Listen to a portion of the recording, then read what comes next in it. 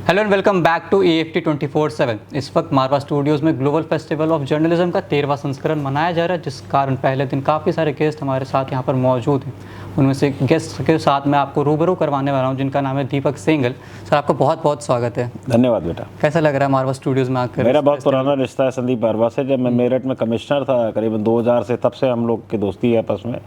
और हम लोगों ने भारतीय संस्कृति वैश्विक न्यास बनाया, पूरी दुनिया में जो काम कर रहा है उसमें वो हमारे एडवाइजरी बोर्ड में भी है संदीप। तो और अच्छा लगता है, बहुत मेहनत कर रहे हैं वो। सर, इस सेमिनार का जो आप पार्ट थे, तो हमारे व्यूअर्स को उस सेमिनार का एक संक्षेप रूप में आप कुछ डिटेल देना। मैंने बेटा यही कहा था कि आपका जर्नलिज्म का सेमिनार है, आप तो लोग यंग बच्चे हो, आपको इस यंग बच्चों के ना एक ही संदेश देना चाहूँगा कि अभी या तो 2 साल इस समय जीवन के जला लो और फिर सारी ज़िंदगी मज़े करो, या इस समय 2 साल में मज़े कर लो और सारी ज़िंदगी अपने को जला लो।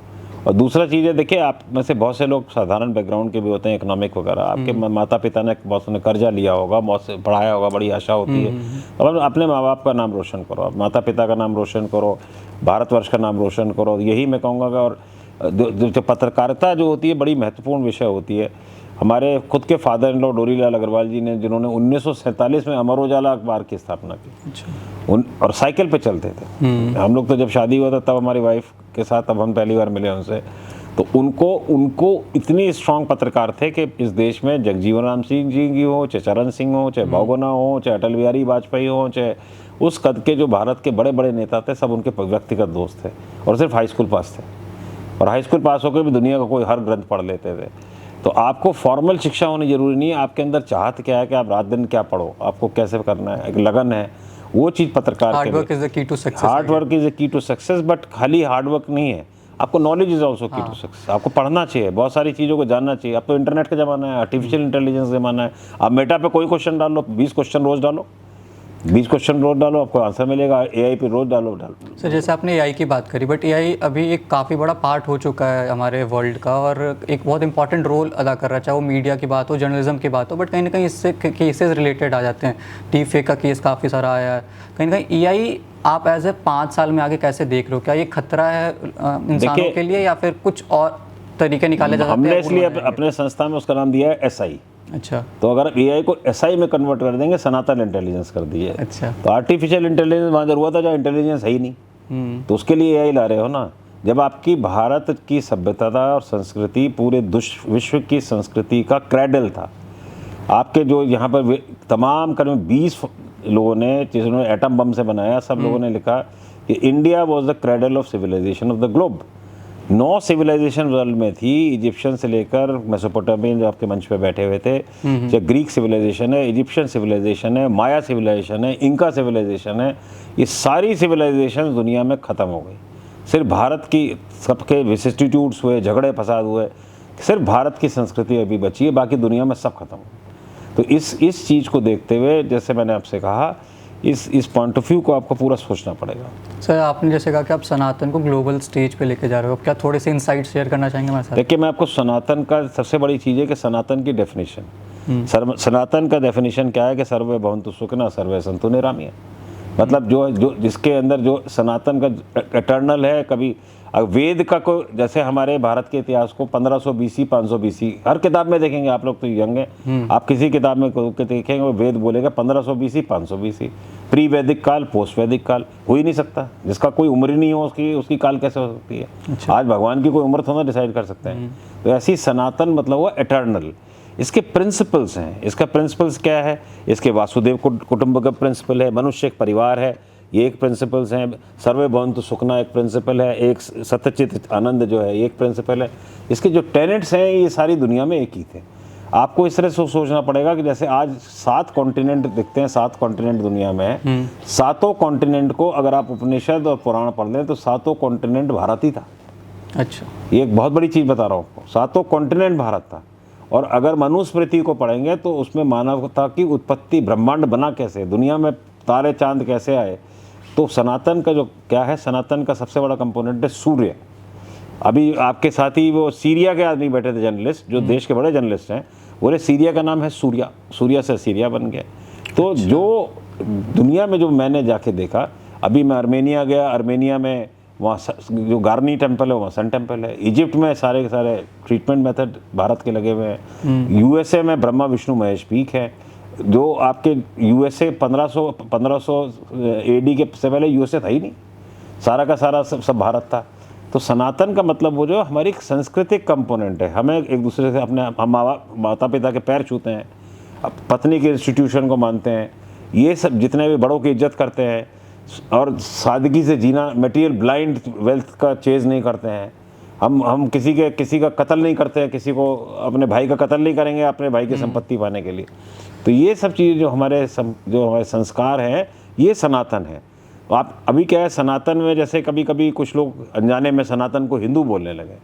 अब हिंदू जो है, हिंदू, जैन, बुद्ध, सिख और पारसी, सब चारों के पांचों को अगर एक साथ देंगे वो भारतीय सनातन। भारतीय सनातन का मतलब हुआ कि इन पांचों को एक ही हथेली से बांध दीजिए, साथ में मिला सबको मुट्ठी में बांध दीजिए, तो ये सनातन है। अगर आप सिख को हिंदू से अलग करोगे तो खालिस्तान बन जाएगा। अगर आप द्रविडियन को, साउथ इंडियन आपके छात्र होंगे, साउथ इंडियन को नॉर्थ इंडियन में बांटोगे तो आर्यन द्रविडियन हो जाएगा। कहीं ना कहीं सभी को साथ लेकर आगे बढ़ना सबको साथ लेके चलना नहीं है, सबका साथ था। हाँ। इतिहास को समझना पड़ेगा, वापस से इकट्ठा करने के हमने उसके सारी किताबें निकाली हैं। मेरे पास 2000 किताबें हम लोग के पास। प्रोफेसर कपिल कपूर है, 86 साल के, प्रोफेसर जगबीर सिंह 86 साल के हैं। तो ये इस तरह के हम लोगों ने 500 प्रोफेसर इकट्ठे किए हैं, सबसे विचार विमर्श कर रहे हैं। 2 साल से यही काम कर रहे हैं। अब IAS का काम छोड़ दिया, अब यही चल रहा है। सर जैसे मैंने पढ़ा कि you are retired IAS officer, आप उत्तर प्रदेश में सेंट्रल सेक्रेटरी के काम करते थे। जैसे उत्तर प्रदेश में इस वक्त महाकुंभ का आयोजन हो रहा है, इतनी बड़ी भीड़, इतने बड़े ओकेजन को कैसे मैनेज कर पाना कितना मुश्किल होता है, क्या एफर्ट्स लगते हैं मैनेजमेंट, क्योंकि कोई स्टैम्पेड हो जाता है, मैनेजमेंट पे सवाल खड़े कर दिए जाते हैं, बट एज अ मैनेजमेंट कितनी मेहनतें लगती हैं। देखिए मैं आपसे बताऊँ कि इस समय उत्तर प्रदेश के हम लोगों ने पहले भी कुंभ कराया, मैंने भी 2013 कराया था जब हम गवर्नमेंट में थे। इस समय जो चीफ मिनिस्टर योगी आदित्यनाथ जी ने जो काम किया है वो बेमिसाल है। मैं कोई उनको ये नहीं कह रहा हूँ कि उनके बहुत, लेकिन क्योंकि वो सनातनी भी हैं, अच्छा, साधु भी हैं, नाथ संप्रदाय के लीडर भी हैं। फिर भी ये स्टैम्पेड हो जाना, देखिए स्टैम्पीड जब कोई बड़ी चीज़ दुनिया में होती है, तो बड़ी चीज़ जब दुनिया में होती है, स्टैम्पीड हो जाना कोई तो एक आकस्मिक दुर्घटना है। उनका जो काबिलियत वहाँ के अधिकारियों की थी, जो मेला अधिकारी विजय हैं, ये SP राजेश जी हैं, मैं सबको मेरे साथ काम किया उन्होंने। स्टैम्पीड हो जाने के बाद 2 घंटे में उसको नॉर्मलाइज करना ही एडमिनिस्ट्रेटिव। अगर कोई और जना होता तो वहाँ मारपीट हो जाती, वहाँ कत्लेआम हो जाते, लेकिन उन्होंने 2 घंटे बाद फिर साधुओं का स्नान करा दिया। ये काबिल तारीफ था। चीफ मिनिस्टर उत्तर प्रदेश के बैठ के, जैसे हमको बताया गया, DGP जो इस समय जो प्रशांत जी हैं वो भी मेरे साथ काम किए हैं, ये सब एक्सीलेंट टीम है। चीफ सेक्रेटरी साहब मनोज सिंह हैं, वो भी हमारे साथ काम किए हैं। ये टीम ने जिस तरह से किया, लेकिन अल्टीमेटली लीडरशिप चीफ मिनिस्टर साहब की। चीफ मिनिस्टर साहब ने जो वहाँ पे करके दिखाया, एक मिनट पल पल की खबर ले रहे हैं। तो जब चीफ मिनिस्टर खुद इन्वॉल्व होते हैं तो एक माइक्रो मैनेजमेंट होता है, तो अपने आप चीज़ें होती हैं। हम तो खुद कुंभ होके आए हैं, अब फिर जा रहे हैं, कल जा रहे हैं। तो इसलिए संतों से मुलाकात करने, हमारा उद्देश्य था कि जो सनातन का हमने डॉक्यूमेंट बनाया उस पर संतों के सबकी मोहर लगवाएं, उनको कुछ कहना सुनना हो तो, क्योंकि हम लोग नीतियाँ बनाते हैं, हम लोग IAS ऑफिसर नीतियों की बात करते हैं। जैसे आज आपका सेमिनार हो गया, सुबह होगा, शाम तक झोले लेंगे चले जाएंगे घर अपने, लेकिन नीतियाँ जब तक नहीं बनेंगी तब तक कुछ होगा नहीं। सर एडमिनिस्ट्रेशन का पार्ट रहते हुए एक जर्नलिस्ट के साथ आपकी क्या रही है एक्सपीरियंस, कैसे? नहीं, मेरे बहुत अच्छे हैं, सारे जर्नलिस्ट इंडिया के हमारे दोस्त हैं, बड़े से बड़े। और मैं तो बताया, मेरी पत्नी तो का परिवारी मतलब अमर उजाला अखबार है, तो मेरा बेटर हाफ जर्नलिस्ट है। तो बट कभी कभी ये देखने को मिलता है एडमिनिस्ट्रेशन से, या जो लोग होते हैं उनके कहीं ना कहीं कलेश देखने को मिलते हैं, कहीं ना कहीं कोई कलेश देखने को। देखिए ऐसा है, क्या उस चीज़ को कैसे काउंटर कर सकते हैं? देखिए कभी भी अच्छा एडमिनिस्ट्रेटर वो होता है जो किसी से दूरी ना रखे। अगर मान लीजिए आप लोगों के बीच में दूरी रखेंगे तो फिर आप शक शुबा होगा। आप कोई आदमी जर्नलिस्ट आपका, और सबसे बढ़िया निंदक नियरे राखी है, पुरानी कहावत है। अगर आपके निंदक नियरे राखी का मतलब ये है कि अगर वो आपकी निंदा भी करते हैं तो उसमें नाराज होने की ज़रूरत नहीं है।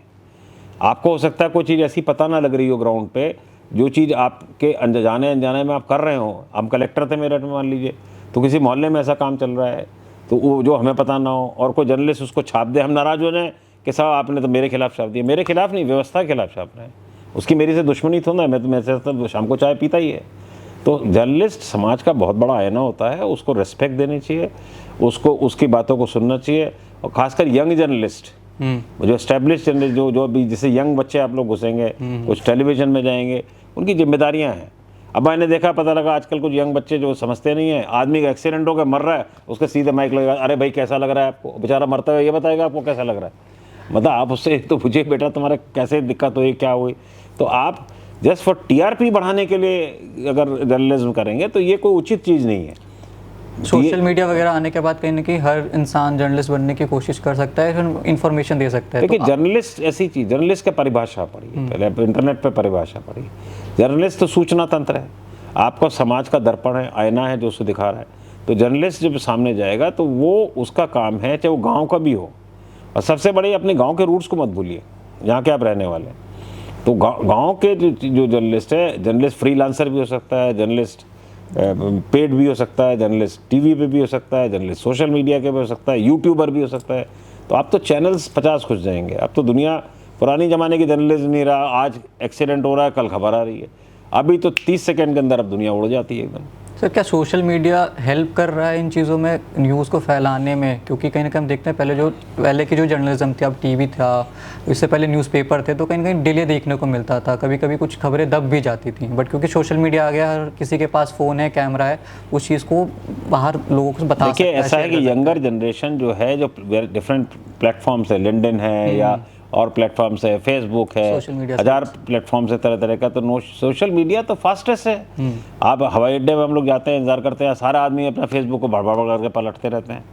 तो ये सब चीज़ें, व्हाट्सअप है, सोशल, तो ये सारी की सारी चीज़ें एक अच्छाइयाँ भी है, इसमें चैलेंज भी हैं। कभी कोई गलत चीज़ पोस्ट हो जाती है। अब जैसे ये कुंभ में उस दिन वहाँ ये घटना हुई, तो वहाँ पर फेसबुक पे चलने लगा, सोशल मीडिया, कुछ गैर जिम्मेदार पत्रकारों, अरे साहब तो हजारों लोग मर गए।